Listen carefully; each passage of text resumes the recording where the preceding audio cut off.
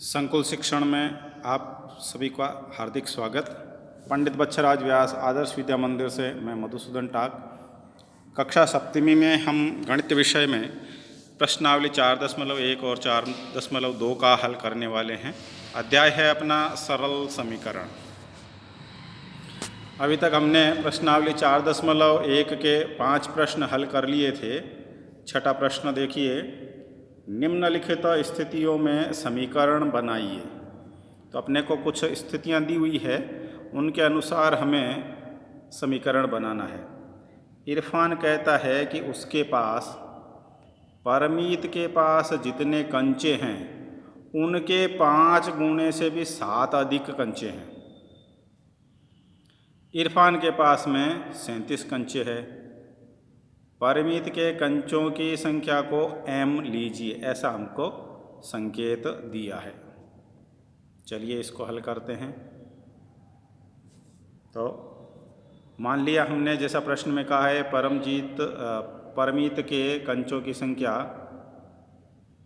x, वो m दिया हुआ था, हमने x ले लिया, यहाँ पर एक ही चीज़ है। अब इसके 5 गुणे में 7 जोड़ा जाता है, तब तो इस x का 5 गुना करेंगे तो हो जाएगा 5x, ये रहा 5x, और उसमें 7 जोड़ेंगे, 7 बढ़ाएंगे, ये 7 जोड़ दिए तो वो 37 हो जाते हैं। तो हमारा समीकरण बन गया 5x, यहाँ देखिए, प्लस 7 बराबर 37। दूसरी स्थिति, लक्ष्मी के पिता की आयु 49 वर्ष है। उनकी आयु लड़की की आयु के 3 गुने से 4 वर्ष अधिक है। लक्ष्मी की आयु y वर्ष लीजिए, ऐसा संकेत दिया है। चलिए हल करते हैं। लक्ष्मी की आयु को हमने y वर्ष ले लिया।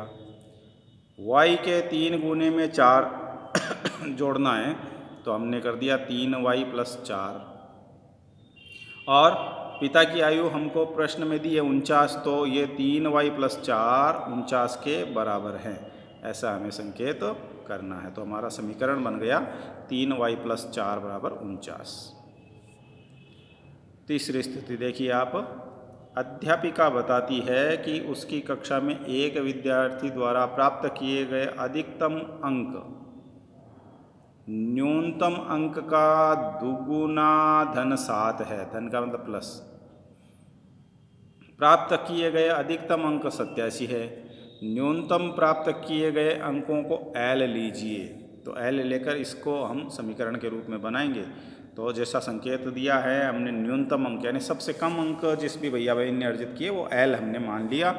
अब प्रश्न में दिया हुआ था उसके दुगुने से धन 7 करना, तो दुगुना करेंगे और 7 जोड़ेंगे तो 2L प्लस 7 हो जाएगा, तो वो 87 बन जाते हैं। इसलिए 2L प्लस 7 बराबर 87, ऐसा अपना समीकरण का हल हो जाएगा।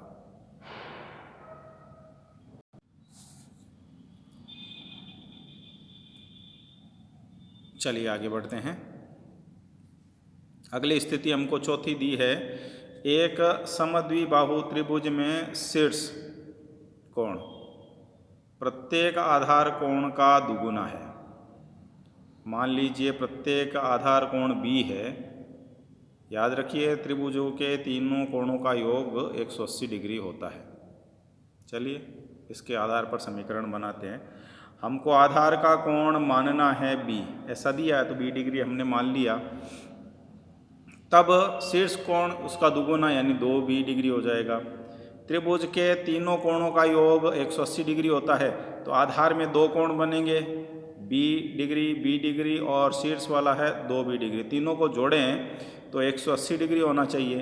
तो B और 2B ये जुड़ेंगे तो 1B 2B और 2B 4B, ये हो जाएंगे 4B। यहाँ देखिए,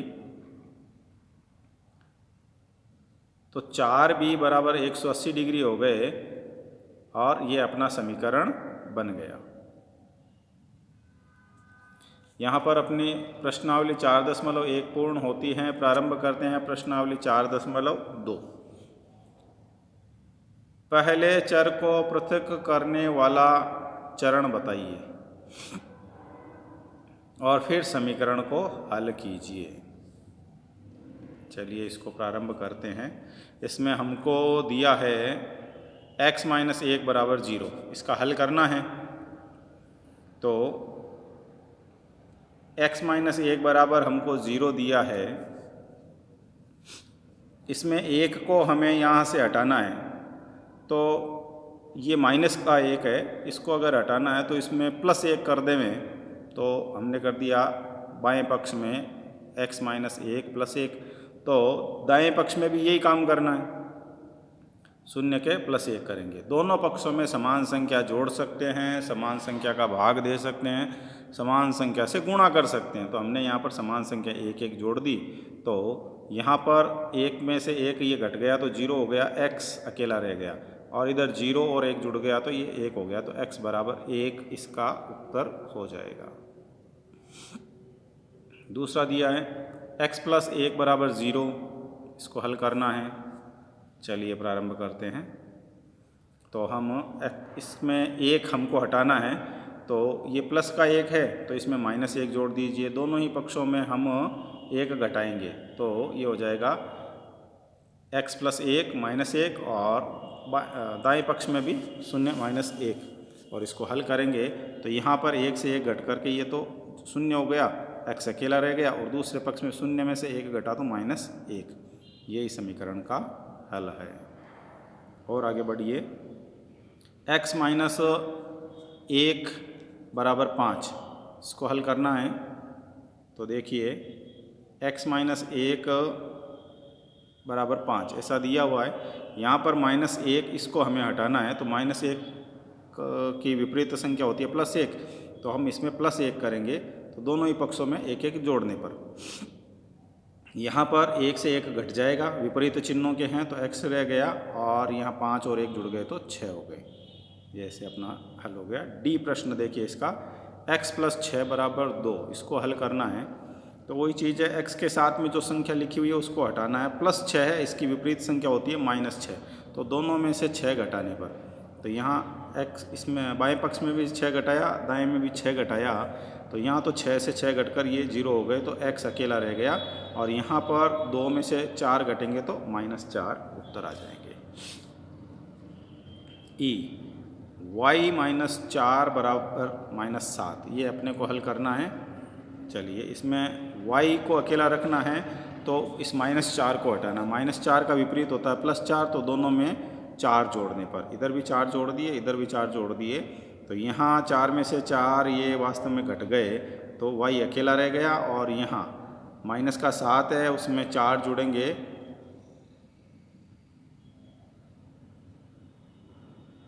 तो यहाँ पर ये संख्या माइनस 3 रह जाएगी। इसको माइनस 3 पढ़ना चाहिए।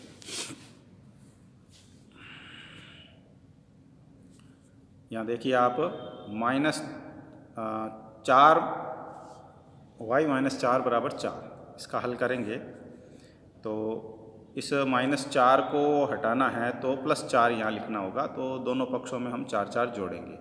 4 जोड़ेंगे तो यहाँ से केवल y बच जाएगा, और इस पक्ष में 4 और 4 जुड़ गए तो 8 हो जाएगा। फिर देखिए जी, y प्लस 4 बराबर 4, इसमें भी हमको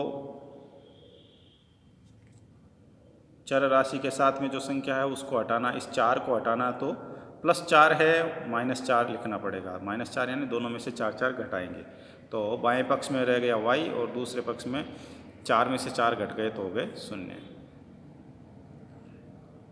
y प्लस 4 बराबर माइनस 4, ऐसा अपने को दिया h प्रश्न में। हल करते हैं इसका। देखिए यहाँ पर y प्लस 4 और बराबर माइनस 4 है, इस 4 को हटाना है, तो प्लस का 4 ये है, हम करेंगे माइनस 4, ये हो जाएगा 4 माइनस 4। तो दूसरे पक्ष में भी माइनस 4 के साथ में माइनस 4 लिखेंगे, यानी दोनों पक्षों में से हमने 4 को घटाया है। तो यहाँ पर तो 4 में से 4 घट जाएगा, और ये 0 हो जाएगा, तो y अकेला रह जाएगा। इधर दोनों ही माइनस के हैं, इसलिए जुड़ जाएंगे, माइनस 4 और माइनस 4 ये मिलकर के हो जाएंगे माइनस 8। ऐसे हमारे इस h प्रश्न का हल y बराबर माइनस 8 हो जाएगा। आशा है आप बहुत अच्छे से सीख रहे हैं। बहुत बहुत धन्यवाद।